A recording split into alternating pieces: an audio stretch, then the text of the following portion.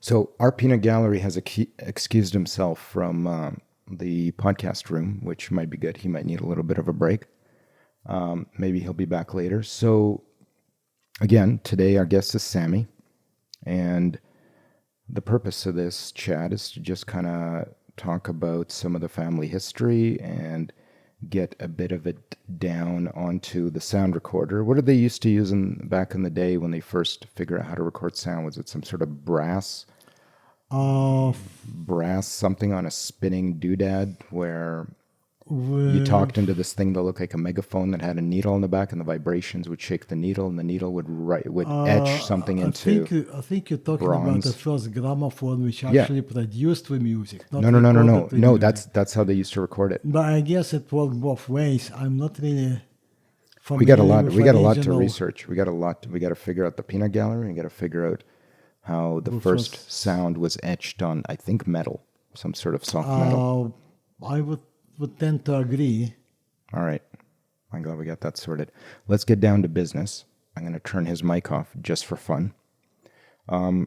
Let's chat. Let's start from the beginning, at least as far back as we know.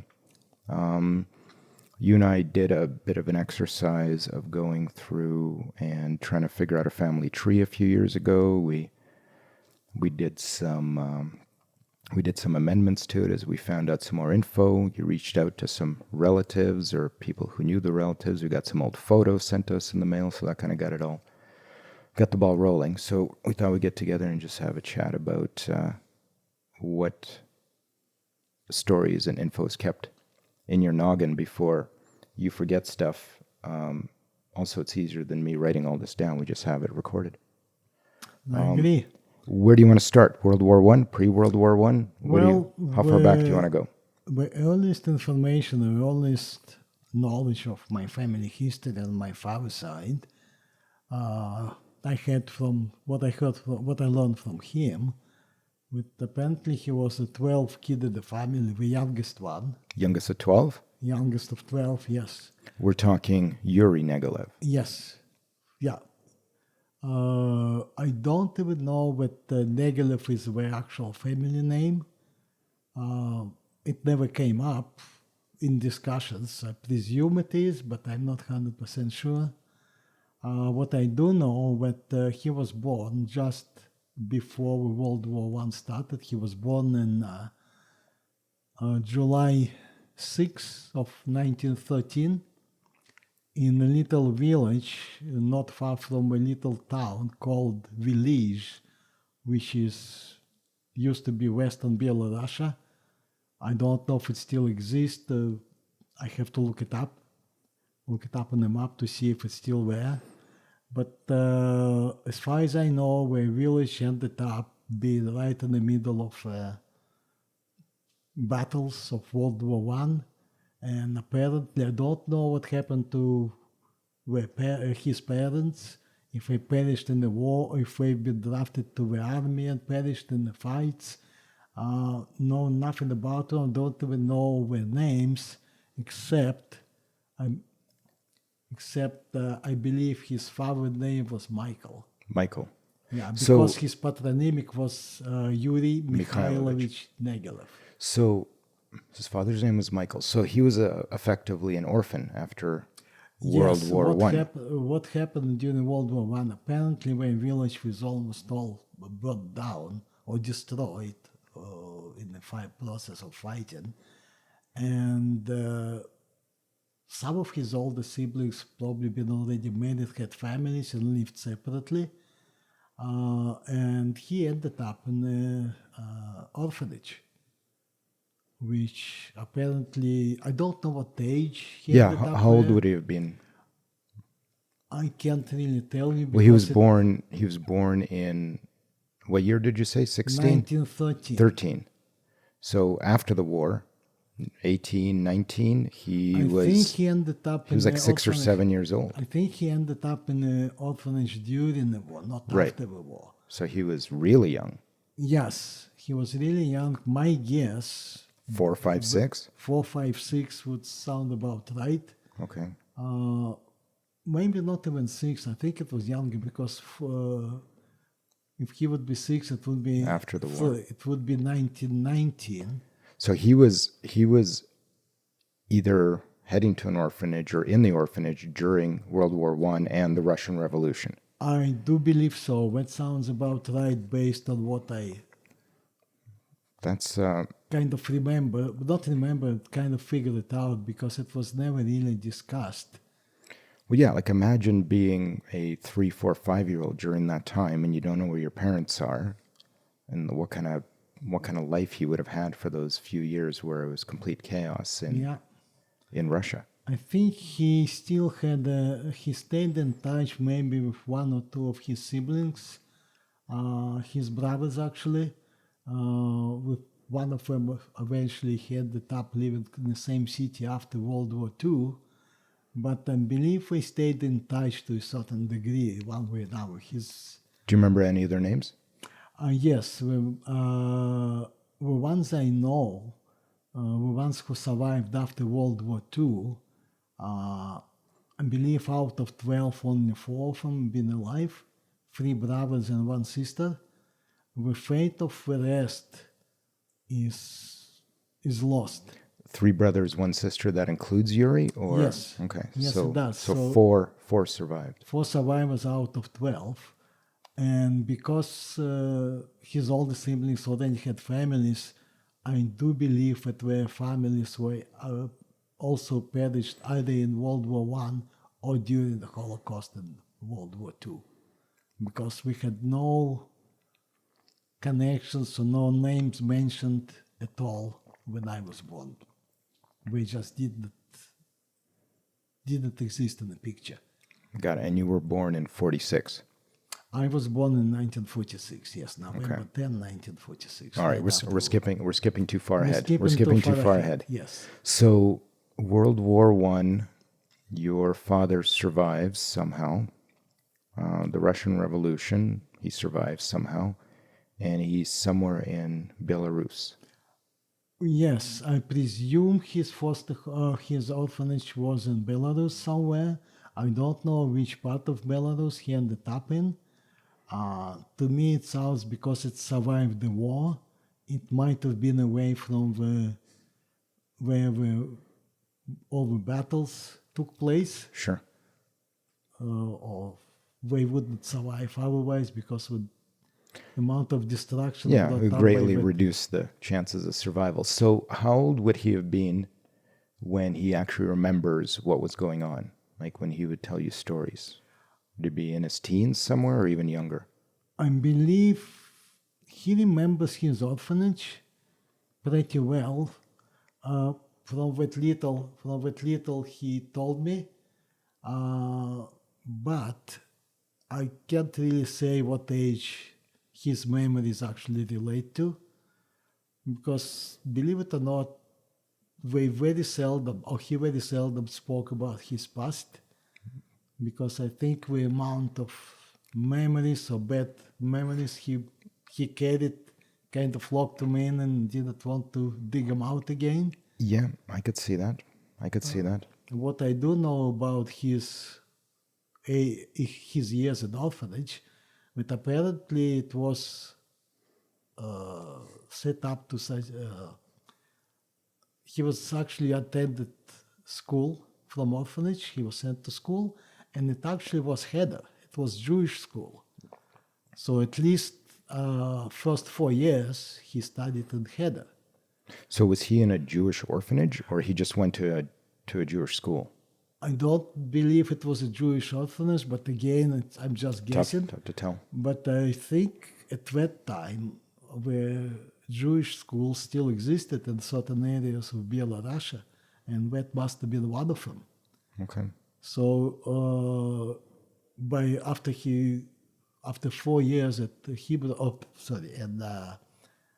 Cheder, he actually could read and write Hebrew, which was very surprising to me when I found out accidentally when I was in my teenagers.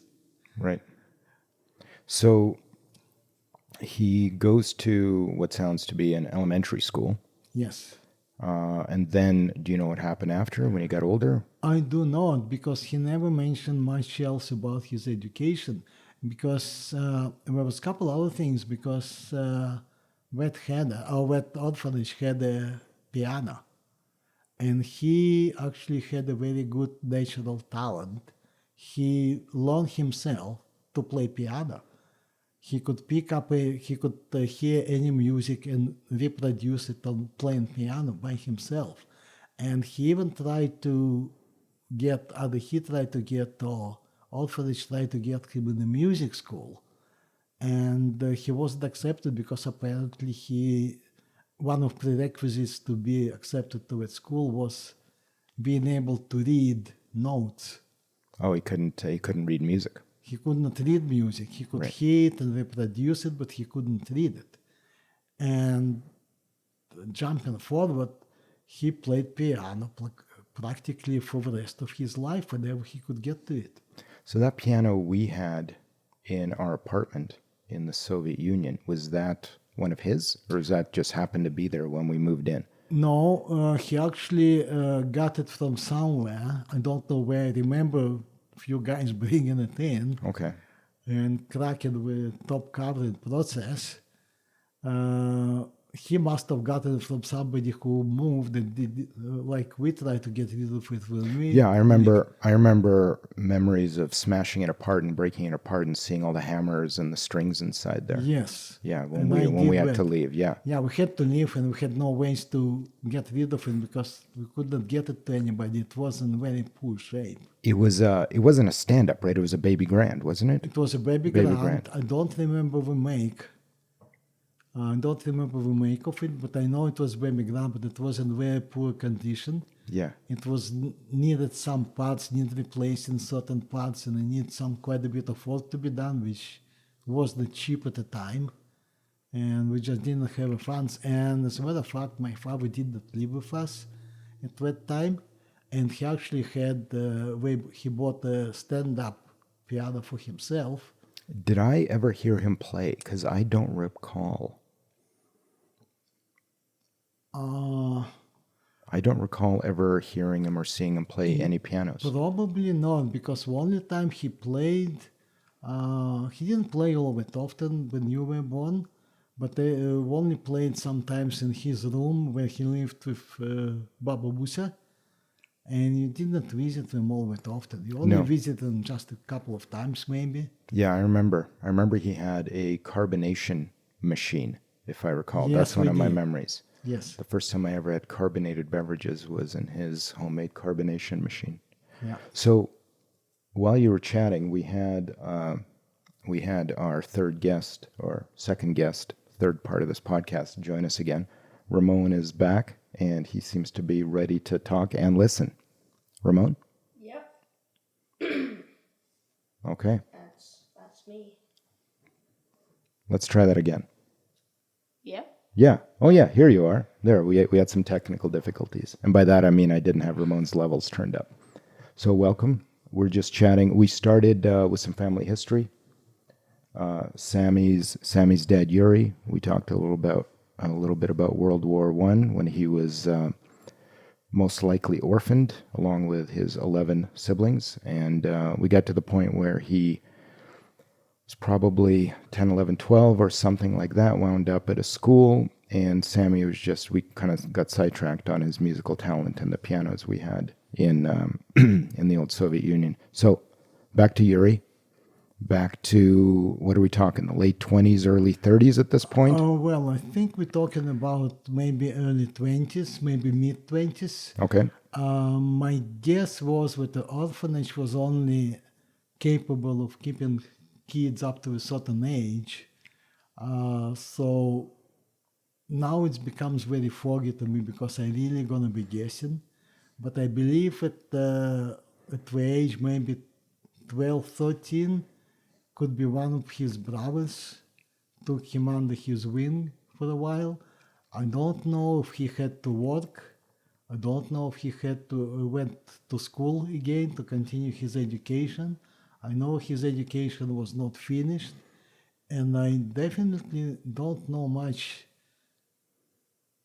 about his life at the time or what he was doing at the time until about 1932, I believe, Okay. when he turned 19 and he was drafted into the army, which was mandatory at the time for all the males who reached age of 19.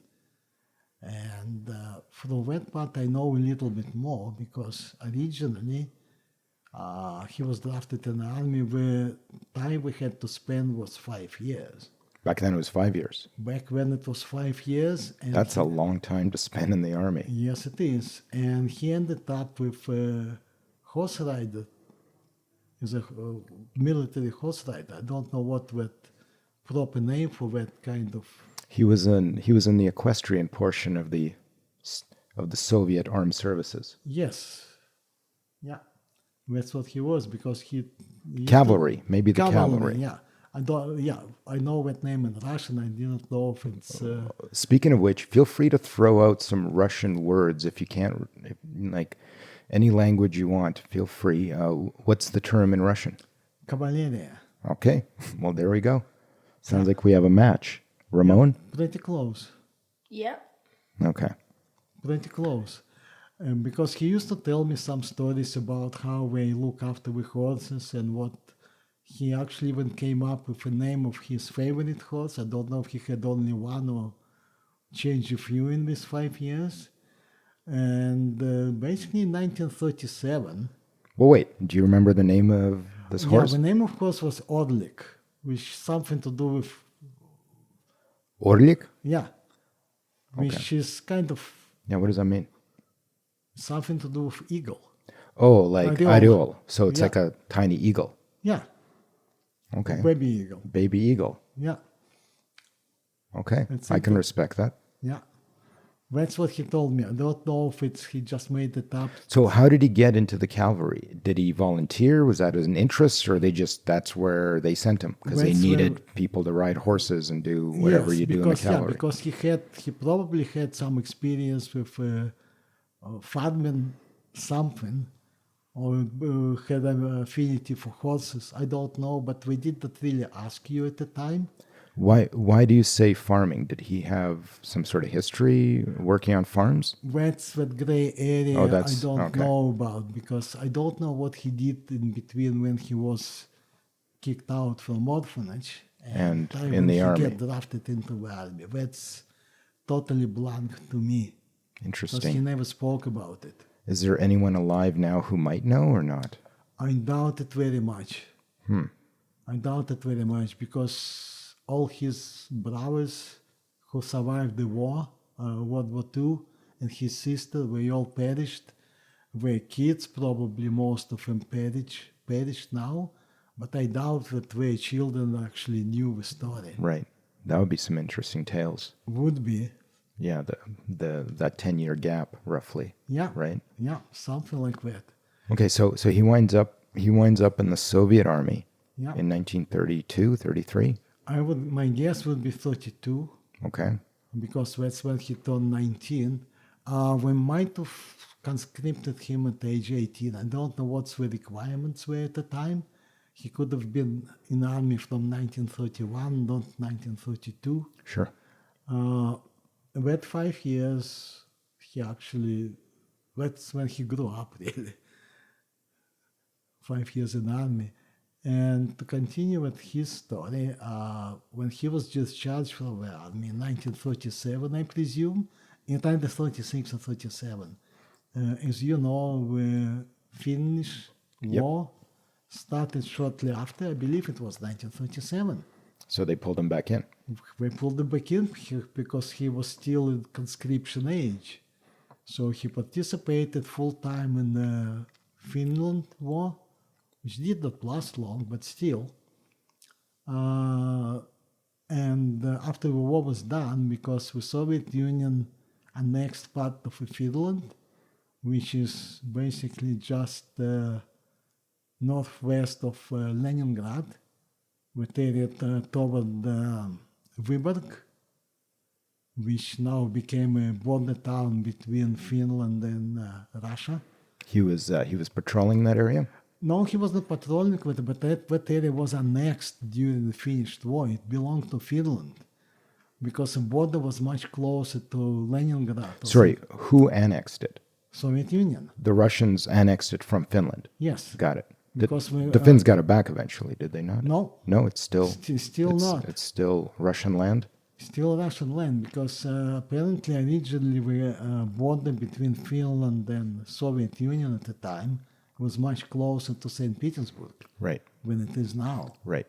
So some of the lands were annexed, and apparently as a war veteran, he was given a little home somewhere in that area, in a village of some sort. They settled the annexed land by Of course, by because Soviet. Yeah, because you need people. you need people living there, to right? Okay. living there and maybe working the land or even just living there. Sure. So that was, my guess, it was late 1938 or early 1939. So he got married. And he had a little kid. And after a couple of years... Sorry, what year would he have gotten married? I don't know. My guess is once he gets settled down. So this was his first marriage. Yes. Okay. He was his first marriage. There's more than one marriage in this story, Ramon. Yeah. And none of them ended with a good ending. Anyways, he managed to move or to get a place to live in Leningrad, actually, after that, because he was looking for work and was obviously nothing to do in that little place he got gifted. That would be amazing to see what hunk of land he got. Oh, absolutely. I'd love to And see what that. and what happened to the land and what the story is. There's probably not a way to figure any of that out at this point. I doubt it very much. Because even if there were some records at the time, There must majority be. of them did not survive No, World there War must II. be some records somewhere. No, maybe not. We could try to research it, Yeah, but I who doubt knows? very much. Maybe somewhere settlement of a former Soviet Union soldiers in annexed Finnish territories. You might maybe. be, Ramon, you might be the heir to some old Scandinavian land that you don't even know about. Well, I don't know if I'd go all the way to Scandinavia for some dirt. You know What I'm if saying? what if there's a castle overlooking the Gulf of Finland? That's a little different. Okay. Yeah. Don't get your hopes up. I don't Yeah, think I wouldn't get your hopes up, but it might make for some interesting actually- thought experiments. it's not even Scandinavia anymore. It's Russia. Right. The former Scandinavia. Partial, yes. Okay. All right. Anyways, once he moved to St. Petersburg or to Leningrad, most likely one of his older brothers dragged him away and helped him to settle somewhere. And in 1941, as you all know, World War II broke up. So he was back in the army. It broke out for the Soviets. For the Soviets, It started yes. a couple of years before Yeah, it that, started as you know, Ramon. 38, I believe. 39. 39. That's better. That's what I said. Close enough for now.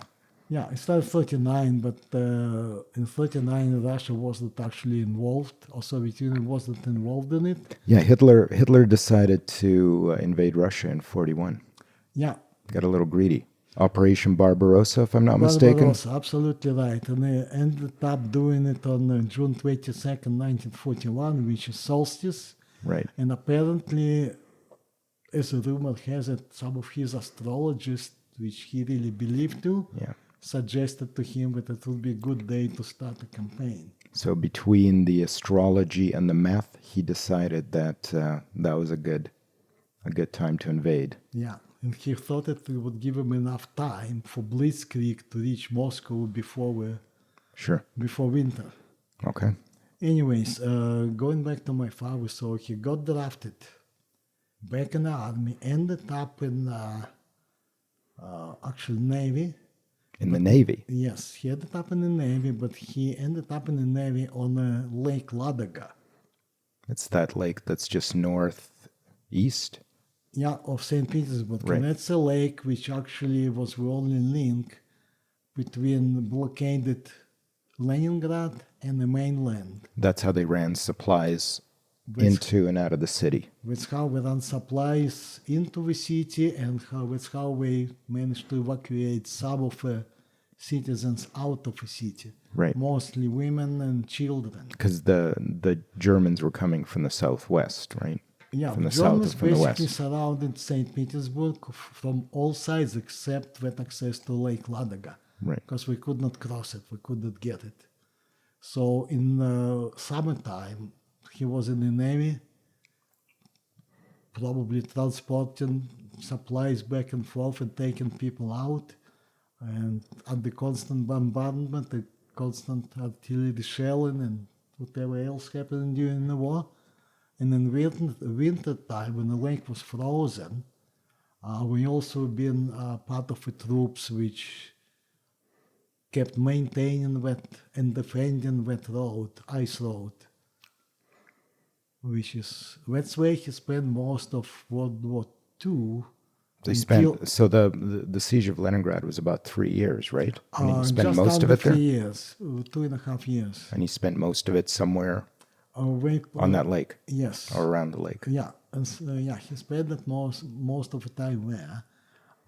Where did he end up during the war? I don't know. Right. Because that's one of those things, again, he did not really talk much about. The only thing I do know, which he was lucky enough not to get injured or wounded in all his military exploits.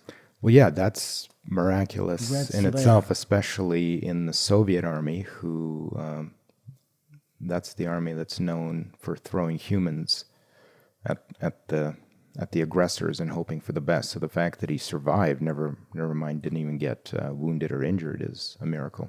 Yes, it is. And I think big part of it is because he ended up away from the main front, where they did what you said they did, just basically use people as a cannon fodder,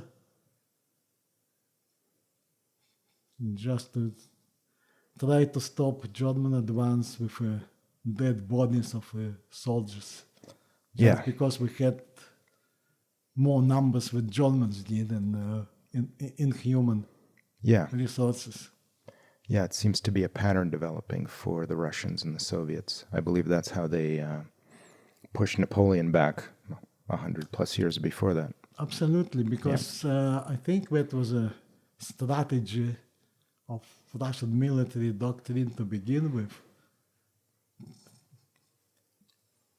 To spend or waste as many human life as we can without considering anything else, and that's what brought them victory in the past, so we did not want to change with doctrine.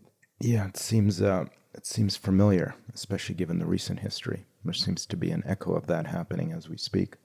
Yeah. Right, Ramon? Yeah. Okay. All right. So, I'm sure we could spend hours talking about the World War II stuff as well. Let's get back to Yuri. So, he survives the war. He survived the war, but what happened, his wife and his kid, I don't even know if it was boy and girl, did not survive in blockaded Leningrad. And the story is very foggy, what actually led to their demise. I believe part of it was because he was close by, and he was on a military payok or military food supply. Sure. We did manage everyone, so like all the people who were there had a family back, managed to send some of that food back to. So he had an inside track to some food that others might not, and he managed to send some back to his wife and kid. He had the same inside track as all the people serving in the army with him. Yeah, all the military people. Yeah, and so he managed to save some of it and managed to send some of it back, from what I've heard. Sure. And apparently the food at that time, especially when the first year in blockaded Leningrad, was really priceless. Sure. And his wife and his kid didn't live in their own apartment, obviously, with no separate So apartments. so they spent the blockade in Leningrad. I don't think we spent blockade in Leningrad because we actually They managed to get out. died. Oh, No, we died in blockaded Leningrad, Oh. and the reason for their death is probably was facilitated by their neighbors, who were very envious of any food they were getting. Because just to give you an idea, for the black market in food in St. Petersburg did exist, in spite of whatever historian tells you, and you could buy the diamond ring for 2 slices of bread. yeah, I would imagine that kind of economics takes place when You- people are starving. People dying, Yeah, people are dying of from starvation. starvation, yes. Right. And the first winter was the worst because The winter of 41? winter of 41-42 Right. was the worst because what happened, the Germans managed to burn most of food sur- warehouses Oh, okay. in St. Petersburg, on Leningrad, The storage. with storage, because apparently Leningrad had about 3 to 4 years supplies of dry goods, food, in warehouses. And I even remember the name of it is called Badaevsky Sklady. And apparently Germans, one of their first bombing attacks was actually concentrated on the food storage, and it was burned down. My mom told me she was in Leningrad at the time. She spent all blockade in Leningrad, and she told me that when those warehouses were burning, there's a huge number of rats living in that place, to the point when even street cars had to stop. Like all the rats were escaping all the burning buildings. They course. were running out. Of course. So you mentioned your mom, who hasn't entered the storyline yet, Yes. because Yuri hadn't met her at this point yet. Well, no, he met her after the war. Okay. Do you want to go back and start what you know about your mom, or do you want to keep going with Yuri for now? Well, just go back to Yuri, his first wife and a Sure. kid. Again, from what I've heard, and I'm not 100% sure, but what happened, his wife and the kid lived in communal apartment, had a lot of room, and maybe shared the room with somebody at the time. And the cooking appliances were kerosene burners, kerosinka, Sure. which is, I don't know. Dirty fuel. It's not just dirty fuel, it's a little appliance which you fill up with kerosene, burn it up, and it gives you a little flavor, you cook on Yeah. it. And apparently she was, in her personal cooking appliance, somebody put benzene instead of kerosene. It blew up, it burned them. That's how they died? That's the story I've heard. And that I think it was all based on trying to get or steal or take whatever food we had from my father. It's a hell of a story. Yes, and it's not a unique case, because I've heard a lot of things like that were happening in blockaded Leningrad, which never made it into any books or papers. Yeah. Where people actually were killing each other for a piece of bread. Yeah, I would imagine people did all sorts of crazy stuff in yes. that city just to survive. Absolutely, because some of facts of that thing, I know in that winter of 41-42, it came up to the point that people had to peel off the wallpaper from the walls, because the glue on wallpaper was made with starch. Yeah, so it had we some could nutritional scrape it. value. Yeah, we could scrape it and make something out of it, even some liquid soup or something. They ate the wallpaper to survive. Yeah, well, we didn't take wallpaper itself, but we scraped whatever glue was on it. You see, the official numbers, I'm going back to the general statistics, the Sure. official numbers in with 900 days of blockade of Leningrad, especially first and second winter, with 800,000 people perished from starvation and bombing and stuff like that, but mostly from starvation. What was the population before the war started? I of St. believe it was Petersburg? between 3 to 4 million people. So 800,000 out of 3 to 4 million people. That's a significant It percentage. is, yeah. It's a great number. That number is actually commemorated. We have memorial cemetery with what called Bratskие могилы, or what they call general burial. It's not separate for each. It's just long, huge mounds of earth. It's still there. It's still there. Did you ever take me there when I was little? I don't believe so. I went there myself before we left once. I think it was a summer when you were in Gobel. For my summer vacation? Well, Yeah. for whatever you did there. Was that the summer that the gypsies tried to steal me? That's a whole other story. Let's not digress. I don't know if they try or were just told they might. I wasn't there, so I know. I got it second. That's a whole other story. Mom doesn't Yes. believe me that they tried it either. That's a whole other podcast episode. All right, so Yuri's wife and child died during During blockade. World War II in the blockade of Leningrad. Yeah, I believe it happened in the first year of a blockade. Okay. Because if not, they could be evacuated with a lot of other people who managed to Sure. live because children were taken out first. So he survived miraculously. He miraculously survived World War II. From what I've heard, he probably had quite a few close calls, but just got incredibly lucky to get out of it without any major injuries or wounds or anything like that. Sure. So after he was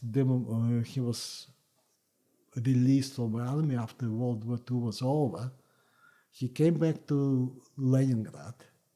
So wait a sec. How after the blockade? So the blockade would have ended sometime in 44. I believe it was January 1944. Okay. So then what did he do for the rest of the war? Because there's still a year and a half left, right? That part I do not know where he ended up after the Ladega Lake service, but he was still in the army, obviously. I don't know where he was sent after that. Yeah, he would have been redeployed somewhere else. Oh, absolutely. Yeah. Absolutely. He wasn't released from the army And until a victory day, after victory day. Right. So he didn't tell you much what he did for the last year or so of the war. No. Only reason I know his service at Lake Ladega because it was somewhat connected to his first wife or his first family. And it came up in conversation maybe once or twice, but they just and if he doesn't talk about it, that's there's not a lot of information sources for you. There's a lot of dark spots there in the history where we just don't know. Yeah, and keep in mind that I was a teenager at the time. I probably was Ramon's age. When he was telling some stories of When this, he might be telling some of his stories. Some of these I remember. This is in the 60s, early 60s. Yes, it was early 60s, maybe late 50s, early 60s. And my interest as a teenager at the time was somewhat different from trying to find out the family history. Unlike Ramon, whose interest in this story is fathomable, quite fathomable. Right? Of course. You're enthralled by this? Yeah. You're actually finding this interesting. You just don't have a lot to say at this time. Yeah. Or do you? Do you have any questions, comments? Not really. You guys are covering most of it. Well, if you do have any questions, feel free. Yeah. You got a microphone right in front of you. Yeah. That's what this is? Yeah, that's what that thing is. Oh. Yeah. Okay. Yeah, don't hesitate to ask me anything you want because once I'm on subject, I remember. Once I get off a subject, I would have to go back and try to dig up something which I might not remember. So feel free. All right. So where are we? World War II ends. Yes. Do we want to go back now and talk about your mom? Yes, we can, but again, I don't know much about her family history at Well, all. yeah. Well, let's tell us what you do know, because you My- definitely know more than Ramon and I. I suspect my mother's last name was Polotskaya, so I suspect that she was born somewhere around that time because it was a tradition for people with Jewish names to authority would change when their names when they give them the identification documents at the time. What I do know, my mother was one of the 3 children. So how would you pronounce her name in Russian, her last name? Last name Polotskaya. Politskaya. Yeah. Yeah. Okay. She was unofficially, well, everybody. What was her first name? First name was Pesya. Pesya. Patronymic was Shmuilovna. So her father's name was Shmuel. Samuel, Okay. because everybody called her Polina Samuilovna, but in Is that passport, why your name is Samuel? I believe so. It's They named you after her father? yes. Yeah, we named her after her father, my grandfather. So she was one of. So wait a sec. So my patronymic is not really Samuilovich. It could be Shmuilovich. It could be, but officially, according to passport, I'm Samuel. Yeah, of course. Yeah. I didn't have any other names. My mom had an official name, Pesya Shmuilovna, Okay. I like it. which is So a Jewish name. definitely. So one of 3 children? Yes, she was one of 3 children. My mom and her sister. My mom was my mom was a middle one. She had an older sister and a younger brother. Okay. Okay. My mother and my aunt, who was mom's older sister, somehow ended up in Leningrad before the war, before World War II. And actually, we brought her mother with them. I never met her. The reason I know because she died and was buried in Jewish cemetery in Leningrad. And my mom and I went to visit her grave every so often, not all that often, but every Do you once in a while. remember her name? No, it had her name on a gravestone, but I can't remember her name. Do we have it on the family family tree that we made? I think we do. We might, I We'll don't have know to- if we have a name there. We'll have to refer back to the family tree. So what year was your mom born? What year was Pesya born? My mom was born, trying to remember. She was born, I believe, in the same year as my dad was born, either 1913 or 1914. Okay. And again, my recollection of it is unfortunately not precise because she passed away when I was very young. How old? I was 15. Okay. And that's a totally different story, but we'll get to it eventually. Okay. So yeah, she managed to somehow to get to St. Petersburg. I keep calling St. Petersburg. It's Leningrad at the time. Sure. My aunt and her older sister actually did have a university degree. My mom, I don't believe she did. She finished some specialized courses. She did have some kind of diploma. It probably, I would even it to what you have here at Said. Like a technical Some kind of technical diploma. food related. Because she ended up working, even before the war, she was working at a restaurant with a military academy, or military establishment, I should say. I don't know if it was military academy or school.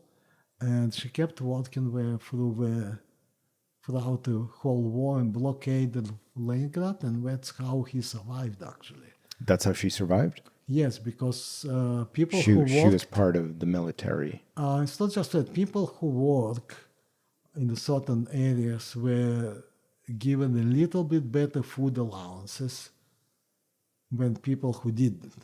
Okay. Going back to that, it's one of the little things which not too many people really remember and know about.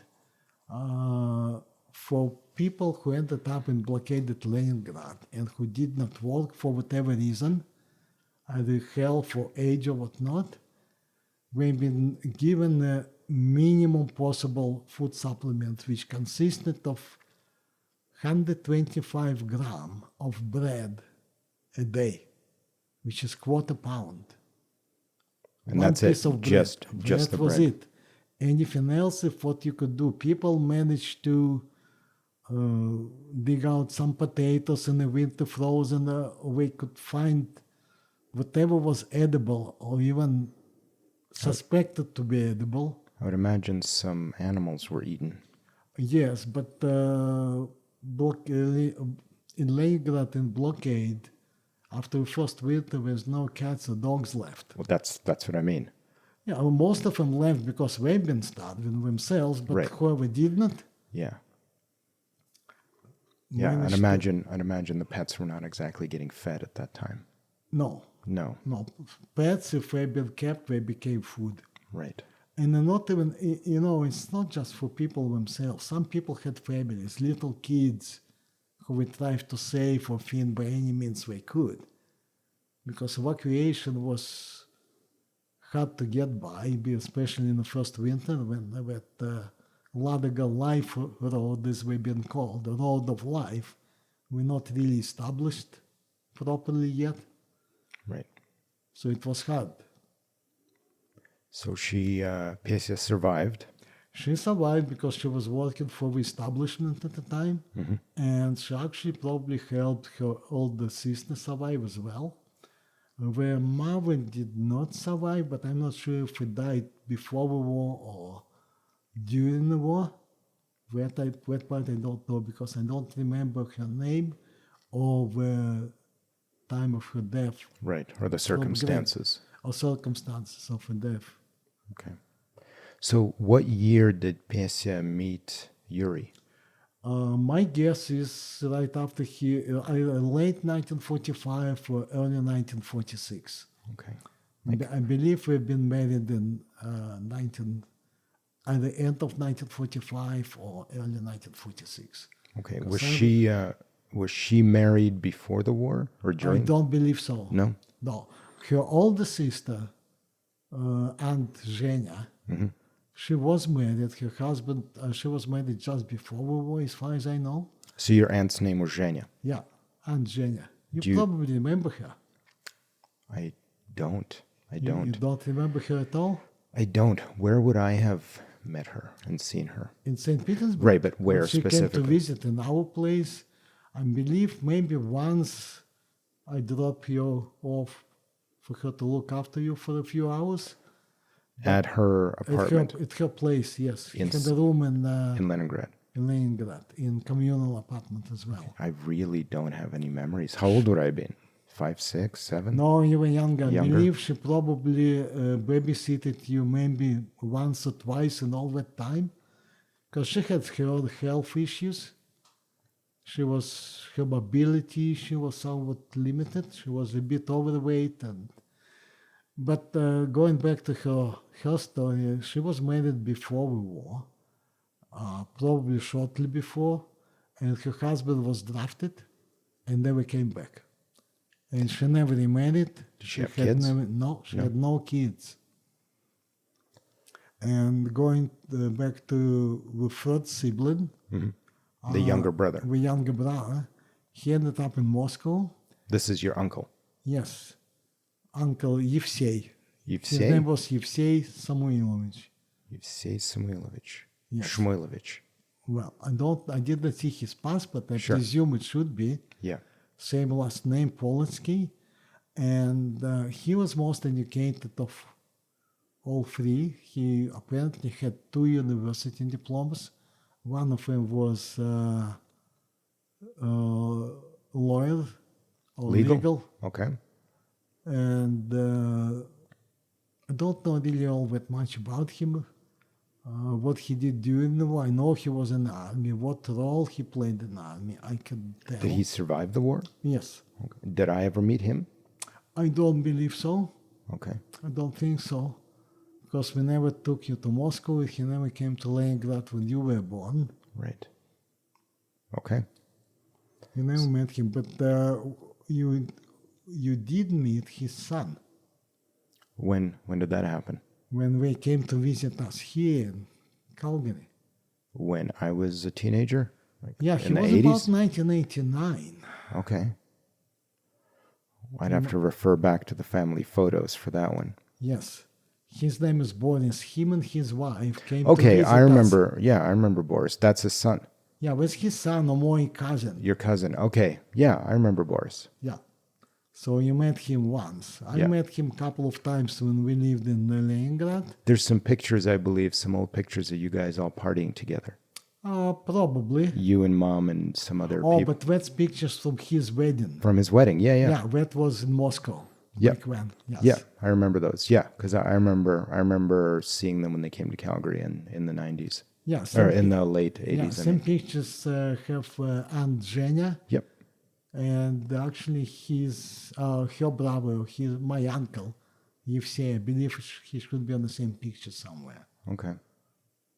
I have to dig through it and show you what he looked like. So what happened to your uncle? Nothing much. We did not. When my mom was still alive, and I was little, he used to come to Leningrad every once in a while because he worked for ministry, which was overseeing some parts of factories, some legal issues. I don't know what kind. So he was coming with certain kind of inspections every once in a while, and he stayed with us in our communal apartment, in old one, which you know nothing about. No.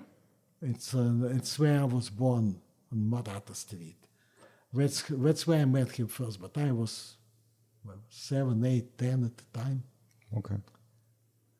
We'll have to get to that part later on in the story. Yes, we will.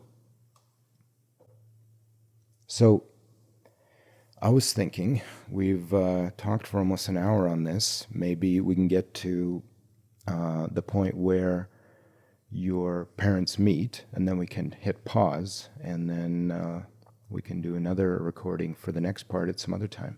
Okay, we can do that. Okay, so is there any other info that we need to know before they meet on either of them? Because if they met late 45 or mid 45 and got married late 45, early 46, there's not a lot of time that's passed after the war. Not much, but we would not meet in mid 45 because my father was probably just discharged from the army at the time. Sure. Sometime in June, July 1945. So by the time he made it back to Leningrad, and somehow I don't know if we've been introduced, or I have no idea how we met, but that would be, my guess is late 45 or early 46. Well, why don't we leave that story there for now, and then we could start the next session of your parents' meeting. Sounds good to me. All right. Till next time. Okay, see you.